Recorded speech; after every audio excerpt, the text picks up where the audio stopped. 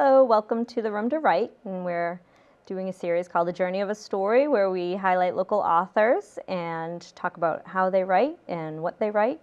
And today we have Satin Russell, and she has a couple of books, and she's going to talk about them and talk about her writing process. Welcome, Satin.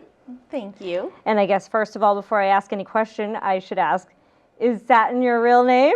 Because I know I'm wondering that. Yes, actually it is my real name. Thankfully, I cannot take credit for it. That's my mom. My sister's name is Meadow. My brother's name is Tim. Very fitting. Yeah. Okay. I know that sometimes people have pen names, so I figured I'd start us off with that. You know, I thought about doing a pen name because I was concerned about security, and I was thinking I'm the only Satin in Massachusetts. It'd be so easy to find me. And then I started thinking about it. I'm like, everybody's going to assume it's a pen name anyway. And it's so perfect for the genre that I'm writing in romance. So I thought I'd be silly not to use my name. Plus, there's a certain amount of ownership, you know, that you have to, you kind of say, okay, this is really under my name. I better put out a quality product. I can't, there's no hiding. There's no, I mean, I understand why people want to use pen names, but for me, there was a lot to do with that too. So, yeah. So why don't we find out about how you got into writing, why you picked the genre that you did pick, and if that was something that just came natural or if that was a conscious choice after trying some other ones out, and sort of where did you start as a writer and when? Where did I start as a writer and when? Well, I've been a reader all my life, and I've loved writing all my life. But I moved away from what I thought I would be growing up. I thought I would be an author or an English teacher or something to do with language. And I took the opportunities that life gave to me, and I became a financial advisor, which is completely opposite. And it was like the eve of my 36th birthday, and I found myself waking up at 3 in the morning, staring at the ceiling and thinking to myself, how did I get here? And how do I get over there? You know, like, how do I make this jump?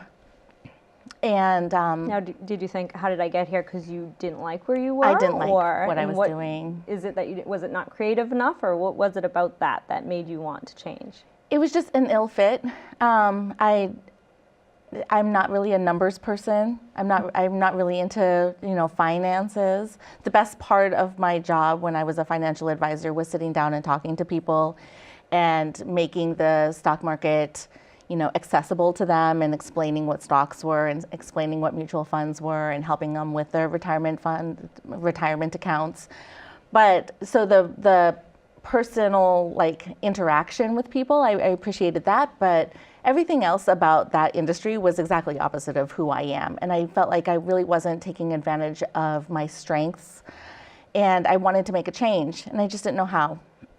So I went to my husband on my 36th birthday. We were out having a birthday dinner, you know, and I was just saying, look, this is how I'm feeling.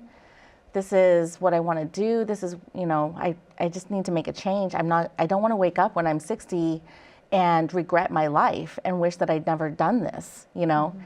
And to his credit, he didn't laugh me out of the room, you know.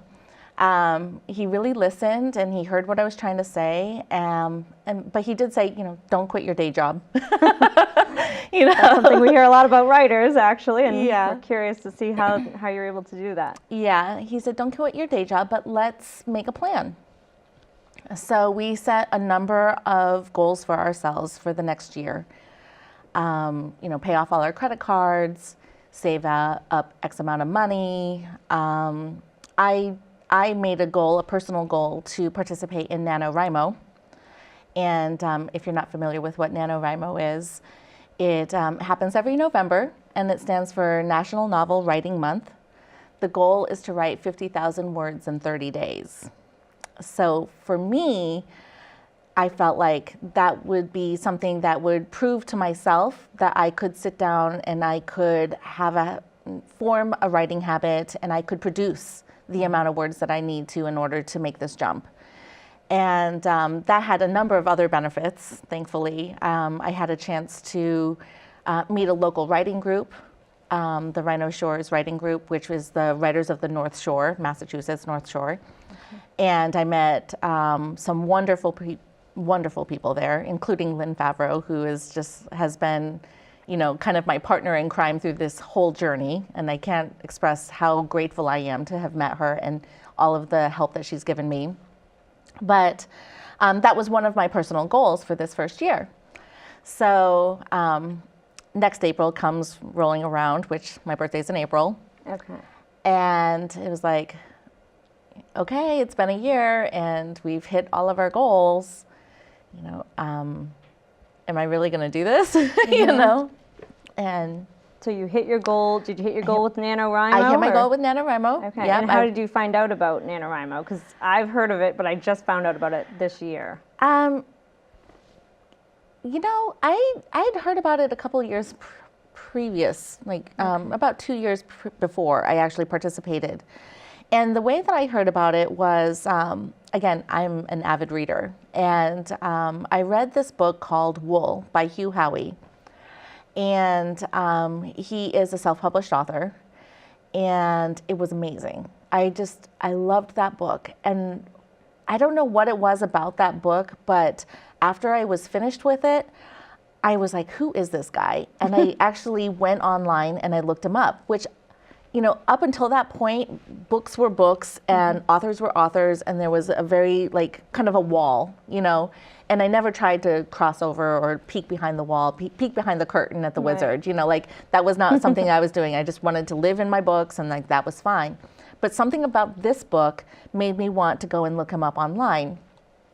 And he had a website, and on his website he had forums, and they were very active. And so I had a chance to start talking to him. He was very active with his forums and communicated a lot with his readers. He was very accessible, but also other authors and other readers.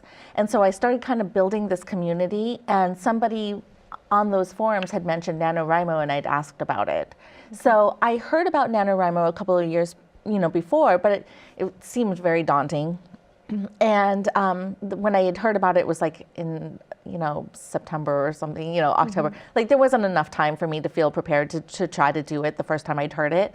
But after 2 years and wanting to make this transition, and it just been kind of the seed that had been planted that slowly started growing and sprouting, and I was like, okay, this is going to be one of my goals that I want to do, just to prove to myself that I actually can write and that I enjoy writing. I wanted to prove, make sure that this was actually a move that it was worth trying to do. So, and I succeeded. I hit 50,000 words, and it felt so good. And now, up until that point, so the way it sounds like you turned 36 and you decided you didn't want to do this, but I'm imagining that you've been a writer of some form all your life. So was this something you've sort of thought of in the past and then kind of said no? I mean, did you already have anything written that you jumped from your ideas to writing your books and things like that? Did you have sort of things in the drawer that you've written in the past, or did you not really write much and then you just sort of turned it on? Well, I had a blog that I was writing, a personal blog, just because I think a lot of writers feel compelled to write in some way, shape, or form all their lives. They read, they love this, they love communicating through words and language, and that's certainly how I feel about it anyway. So so I've been writing in a blog for a couple of years, and just little things like life perspectives and little stories and vignettes of things that had happened to me that I always thought were kind of funny and wanted to write, kind of put down somewhere so that they existed in the world, and I don't have kids of my own, so in some ways it was like a way of being able to kind of maybe pass some of these stories on to my nieces and my nephews, or to the world in general, and have say I was here, I existed, Right. So there was a little bit of that, I would say, ego involved, which if you're writing, that's part of it, but I never tried to write a book, a novel, and sit down and try to write something that was, more solid, and defined. So that was a big change. And so where did you come up with the idea for instance, your very first book? Was it something you went through a bunch of ideas, or was it something that had been gnawing at you, or what? It's funny how ideas for stories come about for me. And I think, again, I don't think I'm unique in this way, but I pay attention to the news. I pay attention to the world around me. I find little things that are funny, headlines or articles. I have actually a Pinterest board that I keep. It's called Truth is Stranger Than Fiction. And like if I find something that I think maybe might be a jumping off point for an idea later on down the road, I'll just put that, article there so I can access it again. I also have a folder that I keep. So if I get just random ideas in my head, I usually will, write it down there and just leave it there. I don't have to flesh it out, but it's just a seed.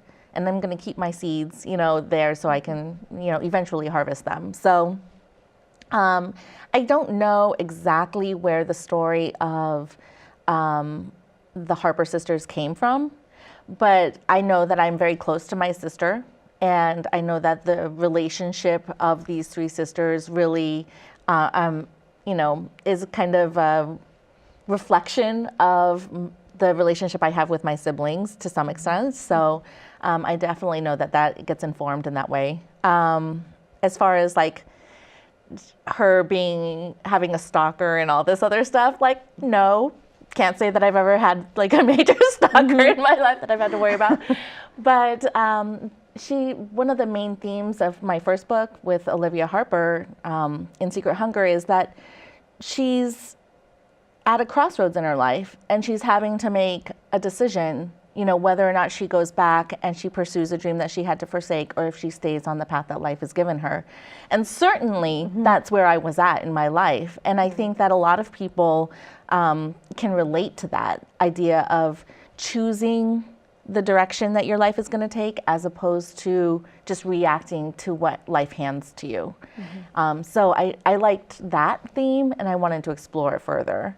And then just, the rest of it just kind of is in your imagination, and you just pull it out of thin air, literally. Well, and when you talked about the stalker, and that wasn't obviously something that was true, but some of the gist of the themes are from real life. Can you talk a little bit about sort of the fun of fiction, where you can borrow something that moves you to write about it, but then you can decide that, hey, I'm going to have some fun with it. I mean, did you feel that when you sort of opened yourself up to fiction versus writing vignettes of your own life? Yeah, absolutely. I mean, it's a lot of fun.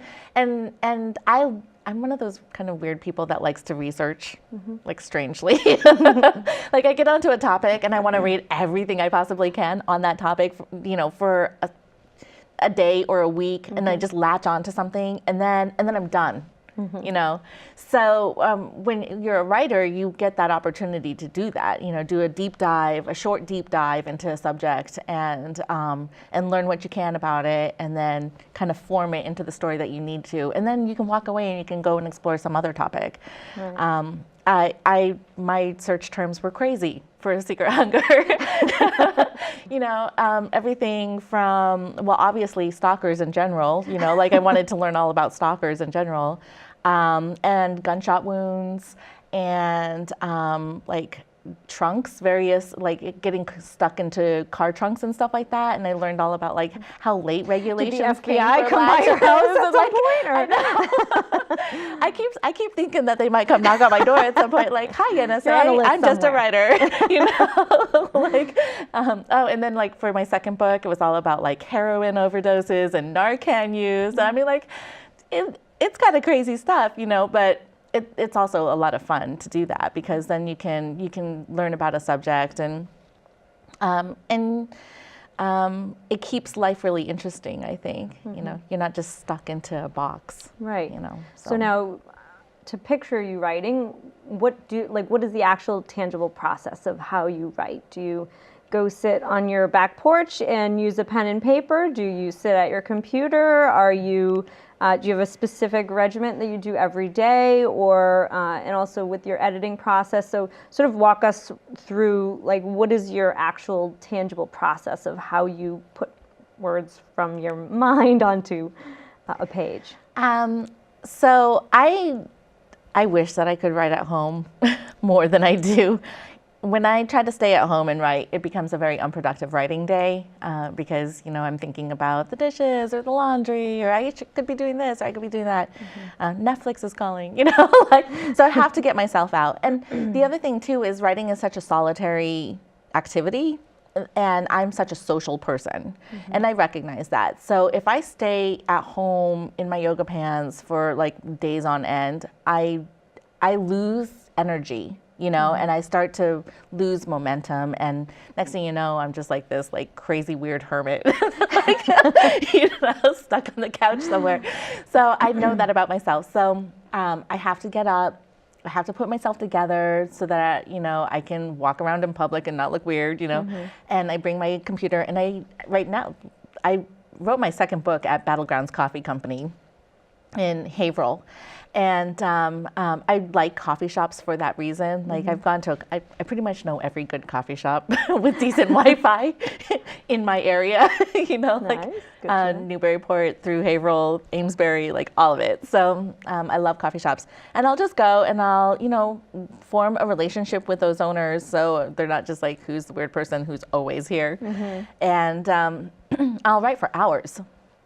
And I'll drink coffee and I'll get lunch or something like that, and I'll write for 5 hours. Wow. Yeah. So and that's the best way for me. I put my earplugs in. I'll put a little bit of music on. I usually listen to Spotify chill out, playlist, something that has like a little bit of background sound, but not a lot of words, because obviously the words will get kind of tangled up into whatever is going on in my head. So, but just a little bit of background sound works for me. The earplugs it's almost like a sensory cue for me. Like, okay, your work, now get in your zone, settle in. And there's activity around just enough, but not so much that it's distracting for me. And I'll just sit there and I'll write. And, you get to a spot where it's a little tough, or, you're trying to work something out and you kind of look up and you're still separated, because you have your earplugs in, you're still separated, but you can kind of like watch people and you see how they're interacting. And it's actually a really great exercise to watch people like that anyway, because you start noticing mannerisms and ways people communicate without words. And if you really kind of tune into that, some of that you can end up using in your writing. And you can, instead of saying she was angry, you can say, like, her brows furrowed, her shoulders hunched, and you understand like the body language that goes behind that, and you can show instead of tell. So it all kind of works together. Right. So now, is that something you do every day, or do you have a specific day that you do that? And then how did the words flow? Do you go in there, do you sort of map your books out, or do you just sort of, which is the mantra of Nanowrimo, just let it take you for the ride? Like, do you just picture a location and take your character there, or how do you go and do that?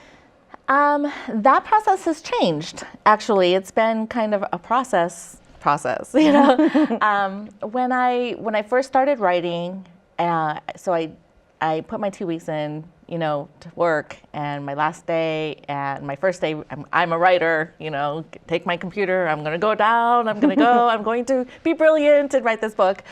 And I just sat down and I started writing, and I kept writing myself into corners. So there's two terms that people tend to use when they're referring to writers. Are you a pantser or are you a plotter? And if you're a pantser, it means that you write by the seat of your pants, right? So you just like sit down and you go, and like it magically appears before you. And I thought I was a pantser because I'm not one of those people that likes to color inside the lines. I don't, I always like to kind of bend the rules a little bit just because I can, And so I was like, oh, I'm sure I'm a pantser.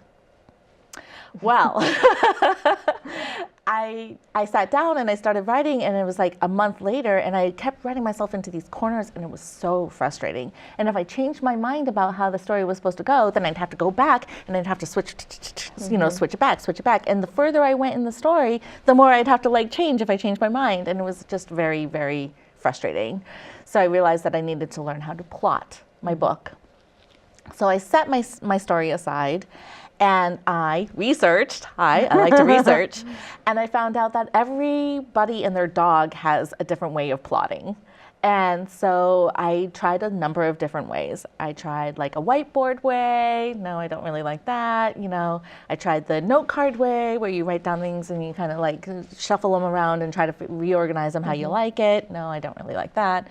I tried the outlining way. I was like, okay, I'm going to outline everything. I am strangely OCD about my outlines. And so every time I change my mind, I'd like sit there and have to try to change the structure on the outline. And I was thinking, this is for the birds, So I came up with kind of like a hybrid where I do sort of outline, but I just say chapter. I don't number it. I say chapter. I say the perspective of who that chapter is going to be. So is it from my heroine or my hero or my antagonist? Because I like to kind of do all three different perspectives. The scene. So where are we located? And then what needs to happen in this chapter? Like, what is the thing that I'm trying to accomplish with this chapter? And so I go through the story and I try to write out the story, and it's just like chapter. Right now I'm working on Secret Dreams, so in my mind I'm thinking Alden or Fiona, and then I say, okay, they're going to be at the cabin, or they're going to be at, Olivia's house, or they're going to be in the woods, or they're going to be in wherever they're going to be, and then why am I writing this chapter? What is the point of this? And then as I work through the story, and if I change my mind and I say, yeah, this one actually kind of needs to be here, I can just like copy, paste, stick it back where I need to, and it's not numbered, so I don't have to freak out. Right. And so like I've learned how to plot in that way, and that seems to be working for me. So. And so do stories end the way that you plot them out to end, or do you feel that sometimes you have to go with a different avenue once you've gotten into a chapter, or do you sort of change things at all on course? Well, yeah, I mean, the reason why I like this method is because it does leave room to change and wiggle a little bit and shift and kind of, fuzzy the lines a little bit. Like, I don't really like hard lines for myself. I tend to push against those. So, and I know that about myself. So, like, I'm not going to work well with an outline that provides hard lines, Right. So it's very kind of loose, and organic in that sense, but at least I have a general sense of the direction of where I want my story to go. And a lot of times I can see kind of how I want my ending to be. And even if it's not 100%, like I don't have the exact conversation in my mind, like I pretty much know how I want things to wrap up. I know that I want the two to get together. I know that I want it to be happily ever after. Like that's kind of the beauty of romance, Right. So like I know that part anyway, and so I have a pretty good idea from there how to get there. So So you have your first draft written. Tell us a little bit about what's your editing process and your publishing process, and are those two sort of mixed together, or are they completely separate? Well. Again, this has been kind of changed a little bit from first book to second book as I've seen how I need to do things. So with the first book, I wrote the first draft. I set it aside because I was told that you had to set it aside. I was also told that you needed an editor. And so I was like, did a lot of research on how to hire an editor, which there's a whole learning curve for how to hire an editor that I didn't know, I needed to learn. So while I was setting it aside, I was trying to figure out how to hire an editor. And then I went back and I went through it the second time, and then I sent it to my editor that I had hired. And what's the Cliff Notes on how to hire an editor, or some things if there's a big learning curve, what could you maybe offer up as just three quick pointers on? There are different types of editors. That's the first thing that I didn't realize. So there are developmental editors. There are kind of proofreading editors. There's, like content editing. So like it's like grammar and stuff like that. So you have to figure out what kind of editor you want. And I knew I needed probably some developmental editing, but I also needed like grammar and sentence, find anything that's big or tense. tense can be a little tricky, especially if you're going at it every day. After a while, like maybe you slip from present tense into past tense and then back again, and you don't even realize that you've done that because it was like last week, So like when you go through your read through, that's one of the things that you want to look at. And so I knew I needed like a little bit of a hybrid editor.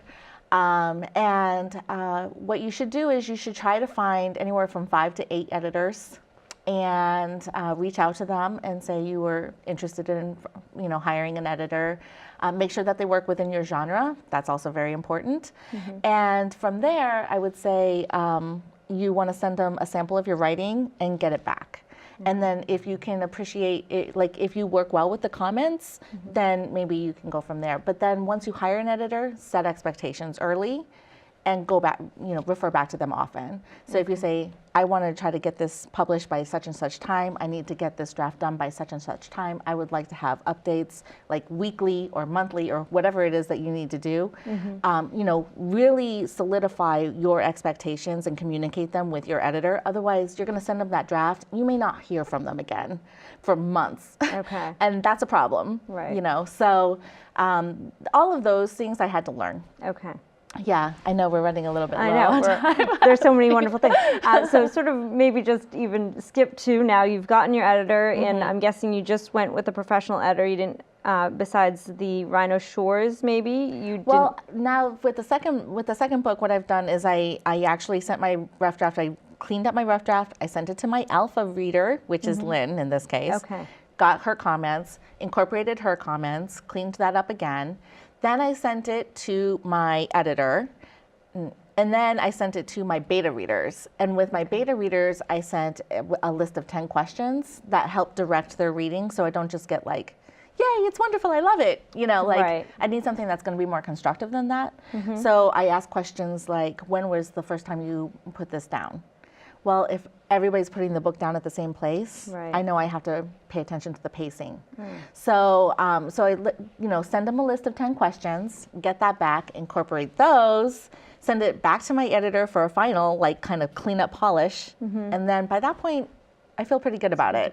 Yeah. So in sort of the last few minutes, any sort of tips or last advice that you could give for somebody who does want to self-publish and even just getting to that point in general? Gosh, write every day for sure. I would say don't be afraid to own that title of writer or author. A lot of times people go, oh, I'm an aspiring. No, you're not aspiring. You're writing, you're a writer. So don't be afraid to do that. I would say if you decide, understand that as an author, it's a business as well as a creative art, right? So you really need to sit down and think about why you want to publish. Are you trying to publish because it's a story and you just want to see your name on a cover? Totally legitimate reason, but understand that that's why you're doing it. Maybe, like a one-off vanity press is fine. Right. I wouldn't personally suggest going that way just because it tends to cost more money. If you're wanting to be like a real author, you're wanting this to be a career that you actually make money at, sit down and make a 5-year plan. Set out an objective statement of why you're doing it. Recognize that this is a marathon and not a sprint, and then be willing to constantly go back and learn more, because there's always going to be something else out there, and the publishing industry changes about every 18 months or so. There's always going to be something new or some big thing. So if you think that that's your personality, where you're willing to do that kind of work, then I would say self-publish. It's a viable option now, and with the tools that are available through Amazon and CreateSpace and IncomeSpark and Lightning Source and like any number of things, like you can go and upload your files and print out a book and it's yours, and it costs you the cost of the cover and the formatting. So Thank you, Satin. You're welcome. You got all that and more into a time that I can't imagine. And there's still so many things I'd love to talk to you about. Yeah. But I thank you for coming today Thank you for having share your experience and your knowledge with us. And if anybody else would like to join us in the Room to Write, please contact me at Colleen@theroomtowrite.com and visit my site. And thank you, Satin, again. Thank you.